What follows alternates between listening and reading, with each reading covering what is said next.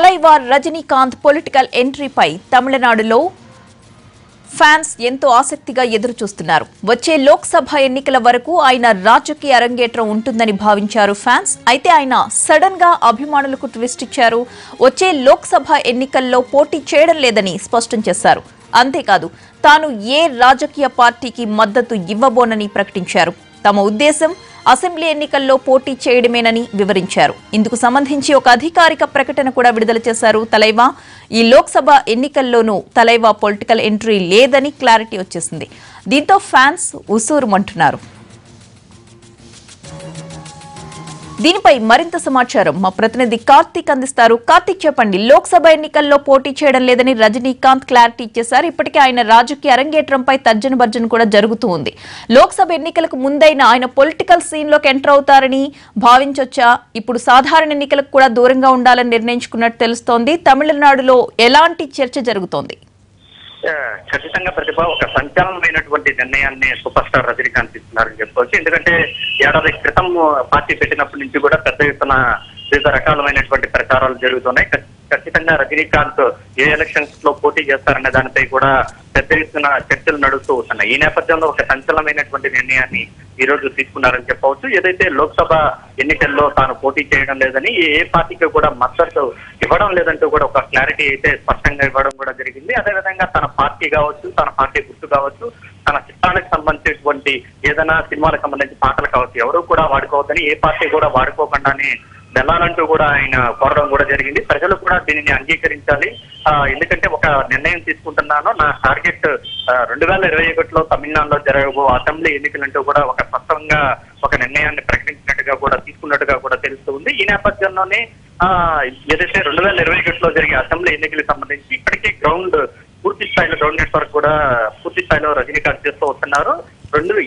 ఎన్నికలకు సంబంధించి మరొక 2 నెలలు ఉన్న సమయంలో ఇప్పటికే తోటి నటుడు కమల్ హాసన్ ఇప్పటికే ఒక పెద్ద ఎత్తున తాను 2019 లోక్సభ ఎలక్షన్స్ లో పోటీ చేస్తానని స్పష్టం చేసిన నేపథ్యంలో ఖచ్చితంగా రజనీకాంత్ కూడా నిర్ణయం తీసుకోవాల్సినటువంటి పరిస్థితి ఏర్పడింది. ఈ నేపథ్యంలోనే ఈ నిర్ణయం తీసుకున్నట్టుగా కూడా మనకు తెలుస్తూ ఉంది. ఖచ్చితంగా లోక్సభ ఎన్నికల్లో ఒకవేళ నిలబడి అటు ఇటుగా ఒకవేళ ఫలితాలు ఉంటే ఖచ్చితంగా అది అసెంబ్లీ ఎన్నికల మీద పడే ప్రభావం ఉంటుంది. ఈ నేపథ్యంలో కూడా రజనీకాంత్ ఈ నిర్ణయం తీసుకోవడానికి ఒక కారణంగా కూడా మనం చెప్పుకోవచ్చు. మరోవైపు తమిళనాట గత కొద్ది రోజులుగా కూడా బీజేపీతో పాటు ఏఐడీఎంకేకి పొత్తు కుదిరే అవకాశం ఉన్నట్టుగా కూడా వార్తలు వస్తున్నాయి. ఈ నేపథ్యంలో రజనీకాంత్ ఒక కీలకమైనటువంటి ప్రకటన చేశారని చెప్పుకోవచ్చు. తమిళనాడుకు ప్రధానంగా ఉన్నటువంటి సమస్య తాగునీరు. ఆ తాగునీటి సమస్యకు ఎవరైతే పరిష్కారం చూపగలరో వాటికి శాశ్వతంగా పరిష్కారం చూపించే ఒక ప్రభుత్వాన్ని కేంద్రంలో ఎన్నుకోవాలి. అది కూడా సుస్థిరంగా ఉండాలి. చాలా బలంగా ఉండే పార్టీని ఎన్నుకోవాలంటూ కూడా ప్రజలకు, తన అభిమానులకు కూడా ఒక గమనిక అయితే చేయడం జరిగింది. ఈ నేపథ్యంలోనే ఆయన చేసినటువంటి ఈ బలమైనటువంటి సుస్థిరమైనటువంటి పరిపాలన అందించే పార్టీ అని చెప్పడంతో అది ఒక్కసారిగా అందరూ కూడా బీజేపీ అనే అనుకుంటున్నారని చెప్పుకోవాలి. ఇలా ఇండైరెక్ట్ గా కూడా కొన్ని హింట్ ఇచ్చారంటూ కూడా కొంతమంది రాజకీయ విశ్లేషకులు భావిస్తున్నారు. ఏదేమైనప్పటికీ రజనీకాంత్ అభిమానులు ఎప్పటి నుంచో చాలా ఉత్సాహంగా ఎదురు చూస్తున్నారు. ఖచ్చితంగా లోక్సభ ఎలక్షన్స్ లో తమ తలైవా పార్టీకి సంబంధించి తమ నేతలను గెలిపించుకోవాలి, తమ సత్తాను చూపాలని చెప్పి అభిమానులందరూ కోరుకుంటున్న సమయంలో రజనీకాంత్ ఇటువంటి కీలకమైన నిర్ణయం తీసుకోవడం మాత్రం అభిమానులు కాస్త ఆశ్చర్యానికి, నిరాశను గురి చేసినప్పటికీ అయితే రజనీకాంత్ మాత్రం తన లక్ష్యం అసెంబ్లీ ఎన్నికలు, ఖచ్చితంగా దాంట్లో గెలుపొందడమే లక్ష్యం కాబట్టి అందుకు అనుగుణంగా తాను ప్రణాళికలను ఇప్పటి వరకు కూడా రూపొందించుకుంటూ వస్తున్నానని కూడా చెప్పడం జరిగింది. కార్తీక్, ఫ్యాన్స్ ఏమనుకుంటున్నారు?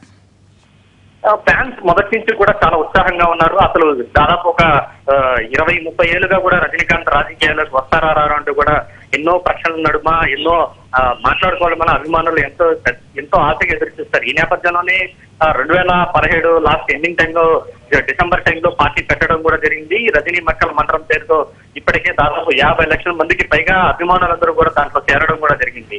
ఇలా చాలా ఆసక్తిగా చూస్తున్న తరుణంలో పార్టీకి ప్రకటిస్తున్నట్టు, తాను రాజకీయాల్లో ఉంటున్నట్టు కూడా చెప్పడంతో అందరూ కూడా చాలా ఎంతో ఉత్సాహంగా, ఎంతో ఆసక్తిగా ఎదురు చూస్తారు. ఖచ్చితంగా తమిళనాట ఇప్పటి వరకు లేనటువంటి విధంగా ఆధ్యాత్మిక రాజకీయాలను తీసుకొని వస్తానంటూ కూడా రజనీకాంత్ పార్టీ పెట్టినప్పుడు ప్రకటించడంతో ఒక్కసారిగా ఆనందానికి లోనయ్యారు. అయితే ఇప్పుడు పూర్తి స్థాయిలో రానున్నటువంటి మున్సిపల్ ఎలక్షన్స్ లో పోటీ చేస్తారని అనుకున్నప్పటికీ అటువంటి ప్రకటన ఏ విధంగానూ రాలేదు. సరే, ఈ లోక్సభకు సంబంధించి ఖచ్చితంగా పోటీలో ఉంటారు. అందుకు తగ్గట్టుగా కూడా అభ్యర్థుల ఎంపిక కూడా జరుగుతున్నట్టుగా కూడా గత కొంతకాలంగా వార్తలు వస్తూ ఉన్నాయి. ఈ నేపథ్యంలో రజనీ మక్కల్ మండలికి సంబంధించి 50 లక్షల మందికి పైగా ఉన్నటువంటి సభ్యులు కావచ్చు, ఇతరత్ర రజనీకాంత్ కి సంబంధించి అభిమానుల సంఘాలు కావచ్చు, చాలా వరకు చాలా ఆసక్తిగా ఎదురు చూస్తాయి. అయితే రజనీకాంత్ తీసుకున్నటువంటి ఈ నిర్ణయం ఒక్కసారిగా నిరాశ నింపిందని చెప్పుకోవాలి. అయితే రజనీకాంత్ ఈ నిర్ణయం తీసుకోవడానికి చాలా దీర్ఘకాలంగా ఆలోచించినట్టుగా కూడా తెలుస్తుంది. ఎందుకంటే ఒకవేళ ఎలక్షన్స్ లో, లోక్సభ ఎలక్షన్స్ లో పోటీ చేస్తే కొద్దిగా